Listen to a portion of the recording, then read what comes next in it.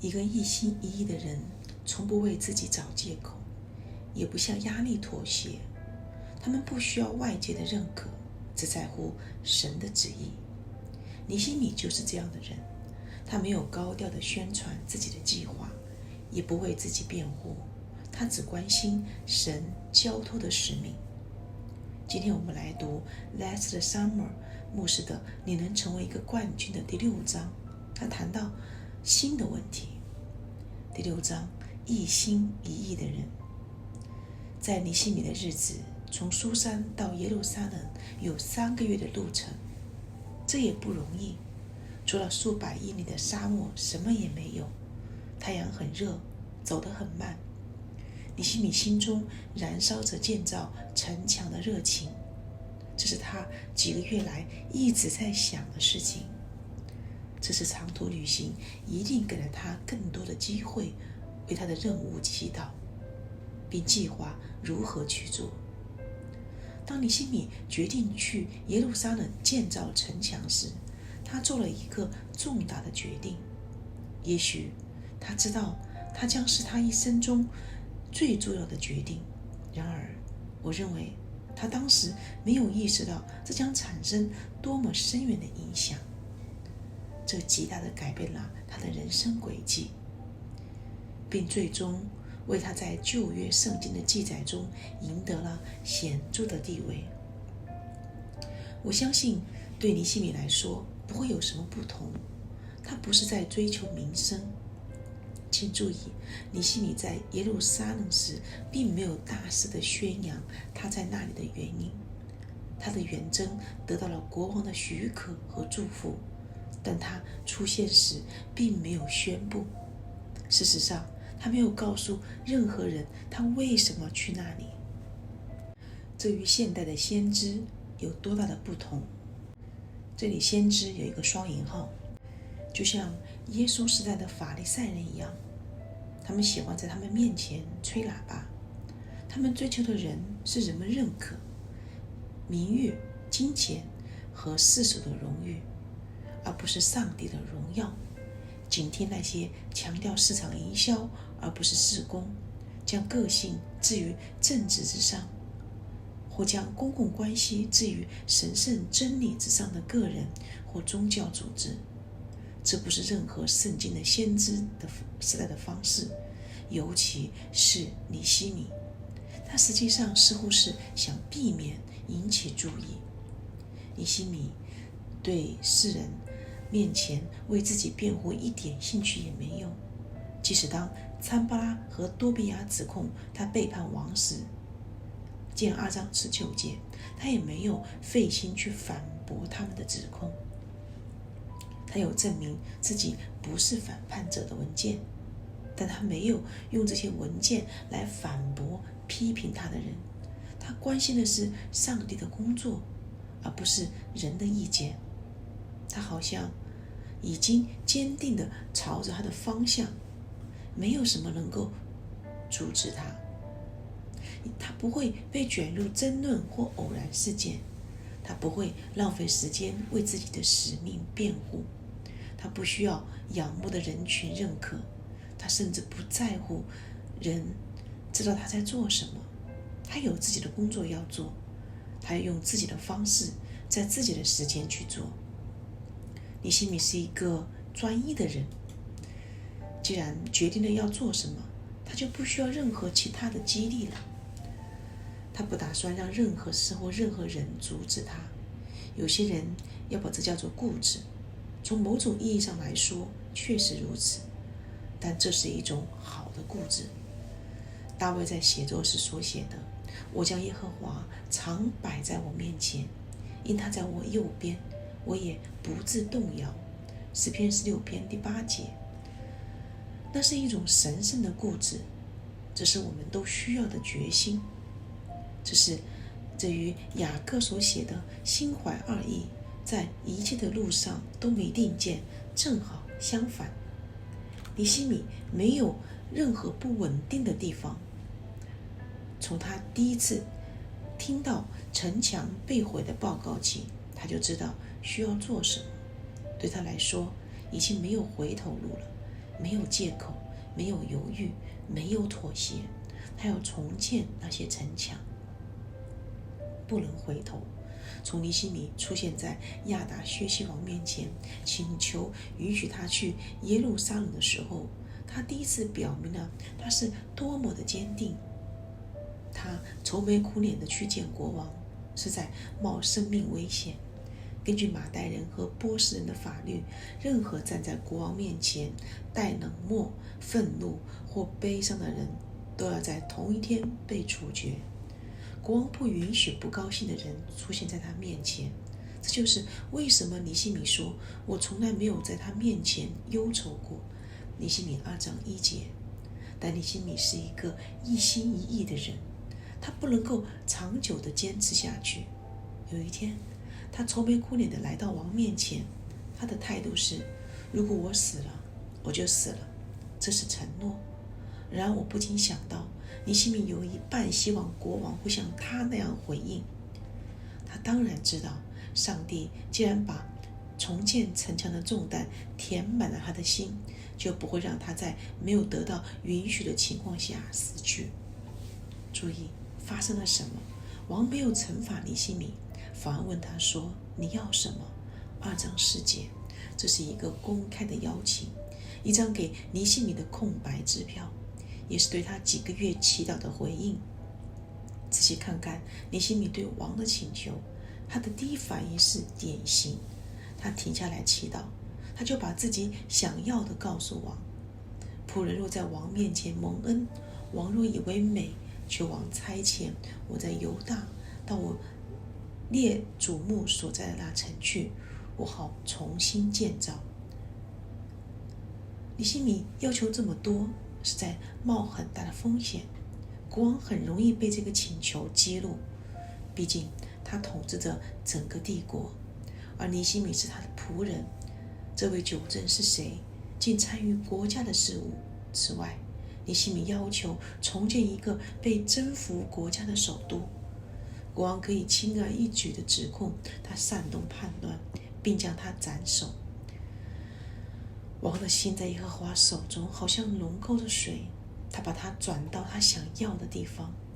箴言21章第1节，上帝精心策划了整个计划，他甚至控制着国王的反应。我们不应该感到惊讶，国王给了尼西米他所要求的一切，甚至更多。他给了他休假，给了他推荐信，给了他修建房屋的木材，甚至还派了一支小军队在他的旅途中保护他。如果尼西米没有完全的委身于他的呼召，这一切都不会发生。如果他有一点点想要背叛，他就不会冒着生命危险向国王请愿。但他是一个完全忠于上帝旨意的人，一个一心一意的人。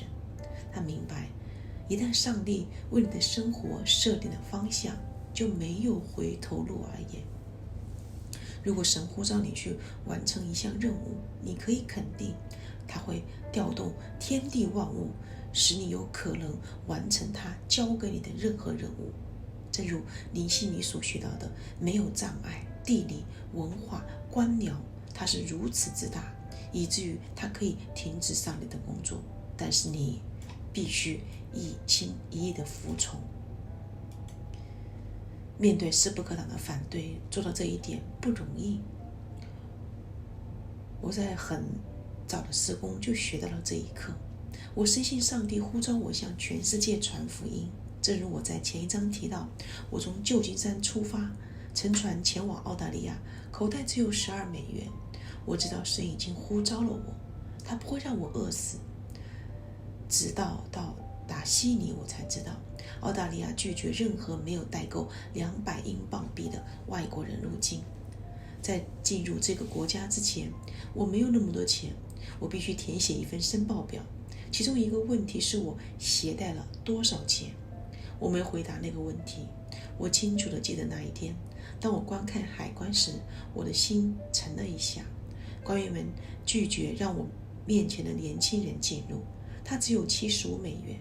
我心里知道，上帝带我走了那么远，不是为了被拒绝进入，但我也知道他必须创造一个奇迹，让我进入，这是对我的决心的考验。当我一心一意地决定执行上帝的旨意，我知道这意味着我不能对海关官员撒谎，我也不能够虚张声势。我决定让他们知道我有多坚定。与此同时，我祈祷上帝打开当局的心扉。官员从我的申报单上抬起头来说：“你还有一个问题没有回答，你身上带了多少钱？”他拿出一支笔来写这笔钱。我没有多少钱，我回答。我看你是个牧师，他说。你打算从这里去哪里？我正在环游世界布道，我将前往爪哇、中国、朝鲜、满洲、日本、欧洲，然后到美国。上帝呼召我传福音到世界各地，我知道他会满足我的需要。我大胆地告诉他，没有意识到我才带了12元。这位官员和他的上级简短地交谈了一下，他们让我进入这个国家。直到今天，我也不知道为什么他们决定为我绕过正常的政策，但我相信，如果我有一点点犹豫，如果我在是否真的相信上帝把我送到这个地方的问题上有所动摇，他们就会对待我面前的年轻人一样，把我拒之门外。但就我而言，没有回头路，上帝荣耀了我的信心，没有借口。尼希米性格中最引人注目的一个方面是，他是一个从不找借口的人，他很容易放松下来，放慢在墙上工作的速度，把拖延归咎于他无法控制的情况。毕竟，为了建造城墙，工人们不得不从成堆的垃圾中挖出巨石。尼希米记4章10节，工人们的力量被削弱了，这个城市缺乏食物。参巴拉和多比亚想出各种各样的计谋来攻击尼希米。如果尼希米一直在寻找的话，有很多的借口可以让他慢下来。面对那种情况困难，只有一个真正专一的人才能够坚持下去。任何不愿意放松或拖延的人都会失去动力，而这堵墙可能永远也建不起来。但尼希米并没有试图逃避这项工作，他会做任何事，要完成任务就必须完成。谎言对他来说并不重要，威胁不算什么，工作的困难程度没有影响。他是来工作的，他不会找任何借口逃避。我们大多数人不得不承认，我们并不总是那样的。我们喜欢找借口，我们为不该做的事找借口。借口是逃避责任的可悲方式。有些人为了找借口不择手段，真让人吃惊。没有人比开超速罚单的警察或处理事故报告的保险理算员更了解这一点了。我最近读了一些幽默的例子，这些例子来自司机向保险公司解释事故的真实陈述。以下是其中的一些：一个行人撞了我，从我车底下去了。回家时，我开出了房子，撞到了一棵我没有的树，等等等等。看到尼希米这样一个没有借口的人，让人耳目一新。他一心一意拒绝为自己找借口，也不退缩，这就是他成为伟大冠军的部分原因。没有犹豫，尼希米知道神要他做什么，他就毫不犹豫地去做，即使这意味着他必须去一个他从未去过的地方，从事他从未有过的工作，领导他从未见过的人。他刚到耶路撒冷的时候，一心要动工，1连3天没有告诉人。他想亲眼看见那些墙，又不想让任何人知道他为什么在那里。尼希米记2章12至13节说：“我夜间起来，带着几个人，没有告诉任何人，我的上帝在耶路撒冷让我做的事。我夜间出了谷门，到了蛇井和粪门，观看耶路撒冷的城墙。他急于查看那些墙壁，以至于晚上睡不着觉。在最初的3天里，他做了什么？可以肯定的是，他对修建边境墙的承诺没有动摇。他并没有下定决心是否要做这件事。这个决定已经做出了，他不打算回头。这不是犹豫的日子，而是计划的日子。他在巡视城墙，会见群众，制定进攻计划。尼希米具有一个伟大领袖所必须的果断和决心。在他所有的故事中，没有任何迹象表明他在做出任何重要决定时犹豫过或拖延过，哪怕是片刻。他不冲动，也不仓促做决定，他从不拖延，他总是观察形势，收集事实，祈求智慧，然后果断行动。尼希米没有跳过计划阶段，但他也没有拖延。他没有把计划提交给迷宫般的委员会寻求批准，也没有把计划作为拖延的借口。他制定了一个简单的计划，然后立即付诸行动。一旦他有了一个可行的计划，在他这种情况下只花了3天时间，他立即着手把它付诸实施。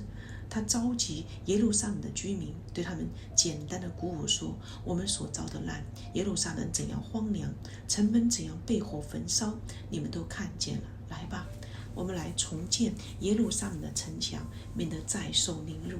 尼希米记2章17节。他的果断和紧迫感是有感染力的。有一次，他告诉百姓神的手怎样的厚待他，他们就说：我们起来建造吧。18节。他们迫不及待地要开始了，他们的回答毫不犹豫。没有人说好吧，今年的收成一到，我就来帮忙。没有人要求把计划寄回去进一步研究，没有人想做成本分析。得到了有竞争力的报价，他们想要开始工作。圣经说他们立刻着手做着上工。18节。换句话说，他们拿起工具排队工作，没有妥协。尼希米是一个不妥协的人，他决心把工作做好，绝不妥协。他制定了一个计划，却没有为了迎合批评者的喜好而加以修改。批评他的人也非常直言不讳，他们嘲笑他，公开嘲笑他，指责他们动机不正，嘲笑他的计划。然而他们所做的一切都无法阻止尼希米。他接受了上帝的指示，他不需要为了让人们快乐而改变这些指示。在后面的章节里，我们会仔细研究尼希米的性格的这一方面，使他能够毫不妥协地顺服神。现在我想指出的是，对尼希米来说，不妥协并不意味着不合作。今天有些基督徒认为，为了不妥协，他们必须拒绝与任何人合作。他们与其他基督徒在教义或行为上的细微偏好上争吵，他们拒绝与任何持不同观点的人交往。这不是不妥协，而是分裂。尼希米不会妥协，但如果他要建造城墙，他就必须合作。这么大的任务需要大批的人，大家并肩一起工作，没有分裂的余地，没有宗派主义的容身之地。每个小组都必须按照其他人的做法建造自己的那部分城墙。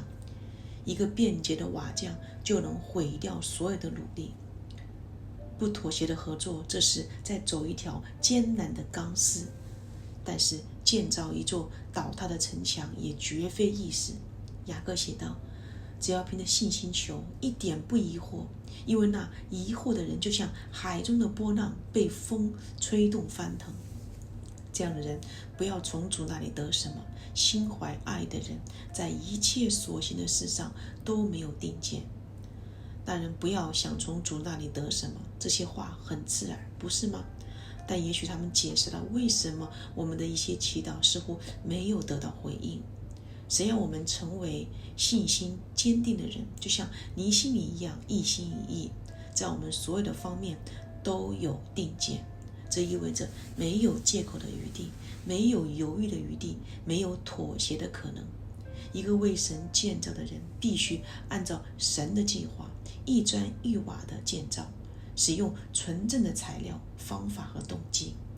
我们要做的墙太重要了，不能随便做，要评估形势，制定一个计划，找一些帮手。